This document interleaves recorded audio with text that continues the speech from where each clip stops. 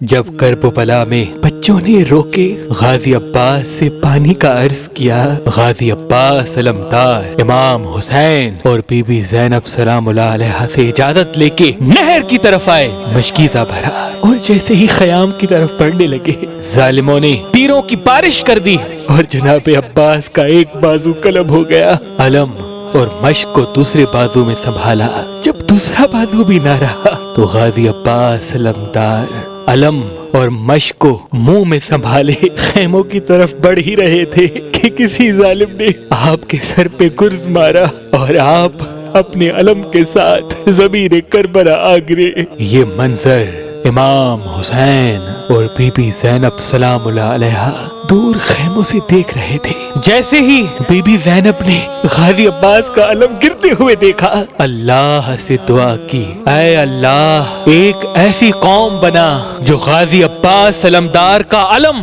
کبھی گرنے نہ دے۔ بس دور بدلتا رہا، وقت گزرتا رہا، اہل بیت کے ماننے والے ان کی یاد میں غازی عباس کا علم اپنے گھروں میں نصب کرتے تھے، یہاں تک وقت گزرتے گزرتے جب اللہ کے ولی حضرت ابراہیم کبیر الدین جوابی تک پہنچا جو قلندر شہباز کے والد تھے، تو آپ اپنے گھر جو باغ امام جعفر صادق آج بھی کربلا میں موجود ہے، ایک بڑا علم غازی عباس کا نصب کر کے بتانے لگے کہ یہ بی بی زینب سلام اللہ علیہ کی دعا ہے۔ جب آپ کا وقت آخر آیا اور قلندر شہباز آپ کی تدفین کرنے کے بعد بر صغیر کی طرف روانہ ہوئے تو اپنے ساتھ ہی شہباز قلندر غازی عباس کا علم ہاتھ میں لیے چلے۔ تاریخ نے لکھا قلندر شہباز جہاں جہاں جاتے یہ فرماتے کہ یہ علم بی بی زینب سلام اللہ علیہ کی دعا ہے۔ آپ کے پاس جب کوئی پریشان حال آتا آپ یہ فرماتے